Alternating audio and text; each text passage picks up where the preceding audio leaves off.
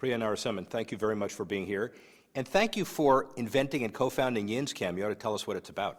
Sure. And what it is. So I went to Carnegie Mellon University to become a faculty member in 2001.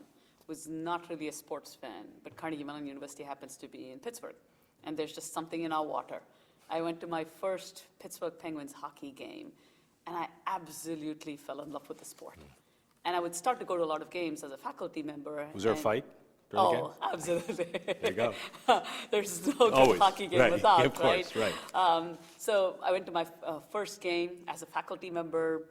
If you know anything about faculty member salaries, you get the worst seats in the house on a good day, which is what I got, and everybody else is taller than I am. So I would never see anything when it counted. I wanted something for myself. That's really how we got started. So you morphed from that idea, and a lot of academics have a lot of interesting ideas, whether they can see the full game or not, into a viable business that now has many clients all over sports. I could ask you how you did it, so how'd you do it? Sure. So I think, first of all, we wanted to wait till the idea was validated, right? So we did quite a few years of research, like any academic would. We published papers on it, and then finally, when we actually did a pilot, I mean, we were fortunate that the Pittsburgh Penguins gave us a chance to do a pilot.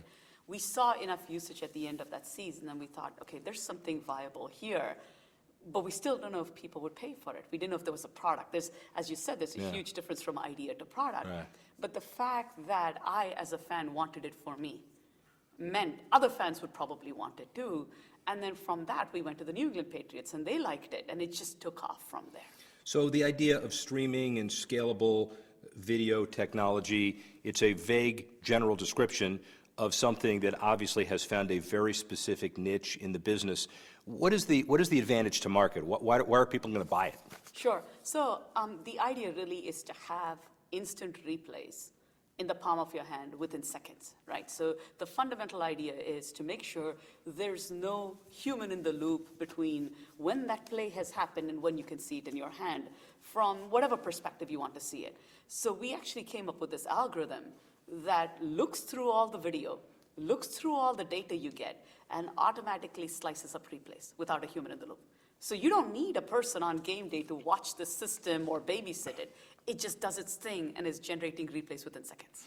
Is the uniqueness of the product more for the stadium experience or more for the mobile experience or more for the television experience?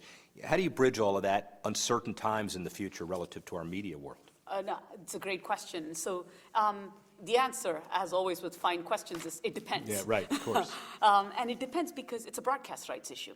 And the reason I say that is, if I look at, say, our National Rugby League app, a flagship app in Australia, the replays as well as the live streams are carried throughout the country, throughout Australia and New Zealand, because the rights exist for the partner we work with, Telstra, to carry those throughout. If the rights don't exist and you have to geofence it in stadium, it becomes in stadium. If the rights can be home market, they can be home market. So the technology is agnostic. The act of generating the replays automatically through this algorithm is agnostic to where it can be carried.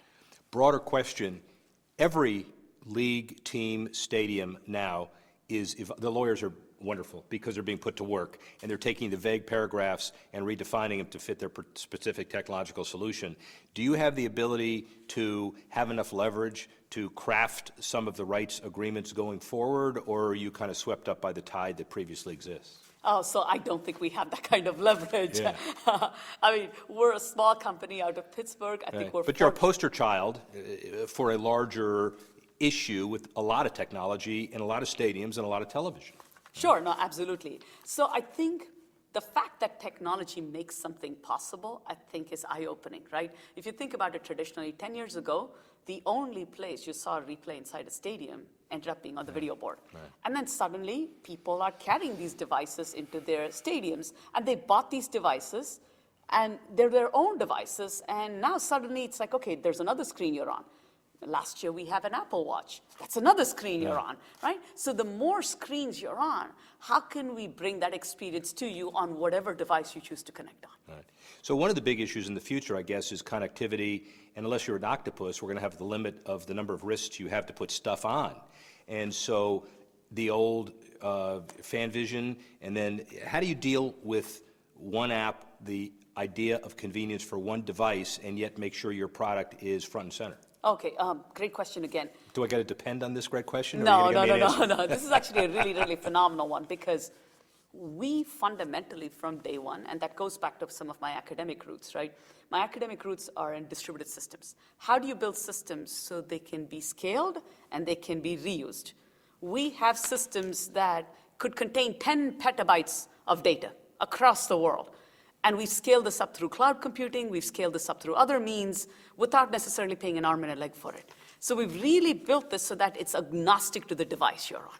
And that, I think, was fundamental for us in how we built our architecture. How hard is it to explain up, down level to decision makers at teams and leagues and the people you deal with? How many meetings does it take? It's usually, I think, when people see the value it brings. And I'll give you the example of the value, right? We work with 25 NFL clubs. If the 26th NFL club came to me right now and said, spin this experience up for me, with cloud computing, it's a couple of hours. In a couple of hours, they're up and running. That was impossible 10 years ago, right? That means in 2 hours, your time to market has shrunk to 2 hours. That's the secret sauce. And the secret sauce also is the lemming factor. You work with 25. What's wrong with the other 7? Where are they? Yeah. I mean, my hope is that they'll come over time. It took us a while to build up to 25, right? I mean, it wasn't overnight. So my hope is that they'll come over time. The buzzword that everybody uses at all the owner conferences and owners meetings is decouching. It's a devil term. Nobody knows what it really means. And of course, Roger Goodell and everybody in the administrative offices all over say, well, we want to do everything that will enhance the stadium fan experience and get more people to watch on mobile devices, on television as well. And unless we grow people that don't exist, there's got to be a zero-sum game somewhere. How does YinzCam and how do you, as a scientist and an entrepreneur, fit in that whole equation? So I think the fan is actually a moving target, right? Yeah. I mean, if you think about it, at the end of the day, it's not technology. The fan is a moving target. Kids are growing up. They become consumers of things. My 9-year-old uses technology from the day he was born. It's a different mindset. With the fan being a moving target, I think the concern for us more is how can we possibly predict every device and every single consume of bandwidth that they could potentially have? So if we build a stadium today, how do we know we future-proofed it? Are you the darling of the big technology guys, or do they want to kill you? I can't tell you. You're going to have to ask them for that. I'll watch that interview. Yeah, I will send you that interview, because the interesting concept is that I would assume anybody that breaks through and lets fans find something that's really unique that they didn't have before is better for the next technological device and the next one as well. I assume that's correct. Yes, and you would think, right, because at the end of the day, the more devices, the more touch points that are created, the more places content can go on. Yeah. Right? And in some sense, any piece of content we generate or consume can now be on a watch, a mobile, tablet, virtual reality headset. I mean, you think of it, it's innumerable now where we can play.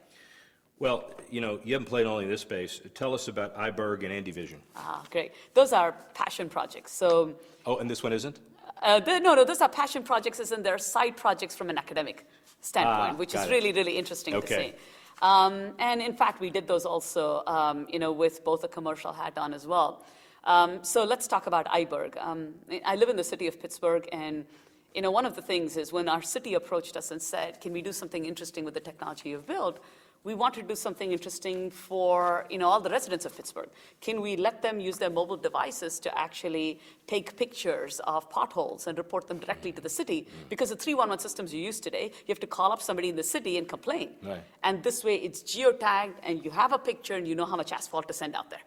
Right? So we've really tried to make citizens now more connected, residents more connected to their neighborhood. That's all right. Before we go to Vision, why doesn't every city in the country use that? So I think that's one of the things, right? Pittsburgh served as a model for it, and we've since talked to many cities about trying to adopt it, and this is one of those things. The reason I say it's a passion project is we're happy to almost give that away. Almost. I want people to use it, and almost as in, we have to have the commitment from the city to integrate with their systems. Right. I can't stand up a system that nobody listens to. All right, and God bless you working with cities. So good for you. That's a wonderful passion project. Now, Andy Vision? Andy Vision.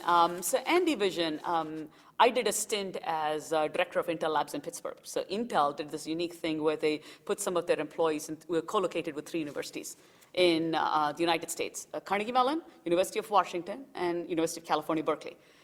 They picked a faculty member to be essentially the supervisor or the boss of those 30 people or the 20 people, Intel employees. So I got a chance to be an Intel employee, reporting into their technology side and their research lab side. And as part of that, I started looking at retail as an industry. How could you solve the problem of inventory management? It's an $800 billion problem in retail, just knowing when something is out of stock or low in stock in a store. So we looked at how we could solve that with robots and drones. You're just not a world-class academic, but you're a scientist, too. How does a world-class female scientist succeed in a man's business world when he didn't know sports? Intellectual curiosity. That's the thing that never leaves you as a child, right? I mean, the reason I still teach, I teach a sports technology course at Carnegie Mellon. It is a pleasure and a privilege to be around kids at the age of their life when they don't think anything is impossible. Carnegie Mellon University students think something is a 1 all-nighter problem or a 3 all-nighter problem. It's amazing to be around people. It's a privilege. What you learn from them is nothing really is impossible if you're curious enough to go look for the answer. Are you embraced by the generally male, overly stereotypical sports establishment, or do you have to kind of come back 3 or 4 times and prove that you got a concept worth listening to? I think when people listen to me talk about what we've built, they can hear the passion. Yeah. I've never had to worry about that. 5 years from now, sports technology in general and you specifically, where is it? So I think really one of the things is, people talk about what you can do in a stadium. I think the boundaries of the stadium are blurring. I think the stadium is where you are, right? The stadium is 1 million fans sitting in India watching a, English Premier League game. Right. 1 million fans in Australia watching an NFL game. I think the stadium is where you are. How can we make you connected in this universe to wherever your team is playing? And the stadium is where you are is a very interesting mantra because it means a lot to the teams whose current stadium leases expire within the next 5 to 7 years. It means a lot to the television networks who are trying to figure out what they're doing, and those in between. Right. So do we have a specific end result or a practical application as to that stadium where you are? Sure. There's a couple of great examples, right? Let's look at even today, right? I mean, not even looking very futuristic here. Even today, you can now draw geofences around every stadium so that when a fan goes to an away game, you surface up a piece of content and say, thank you for showing up for an away game. Yeah. So the stadium goes with you. It doesn't matter if you're in a rival stadium, it still goes with you, right? So I think that's priceless. Imagine tomorrow 1 million fans, whichever country they're in, feeling like they had courtside seats to a basketball game because they had a virtual reality headset and it felt that organic. I think that's really what I mean by the stadium is where you are. Since Reuters is international and we care about that more, is America ahead, behind, or in the middle of the global entrepreneurial tidal wave on this issue? So I think we're ahead in many, many aspects. But I think what's interesting is we almost have to re-envision what we've built every single time you go into a new sport, a new country. I'll give you a great example. We've built a lot of this technology for the National Football League, right? And for the NBA and for NCAA. You go now and take it over into Australia for the National Rugby League. It's not just that it's a new sport. There are no commercial interruptions. It's a thing of beauty to watch an NRL game end to end. The players walk out at the end of the game and thank all the fans by shaking their hand. You can take the pitch at the end of the game. That's a different experience. I watched my first NRL game live and I was a changed person, right? And when you look at that, how do you take what we've built and make sure technology doesn't get in the way of how beautiful that is? So I guess the bottom line of all of this is we need a super committee of significant entrepreneurs who represent the best in television and in technology and teams and leagues' rights, and you need to be involved in that, so let's go. Well, you tell everybody that then for me. I would appreciate it. What a pleasure. Really appreciate it. Thank you, of course.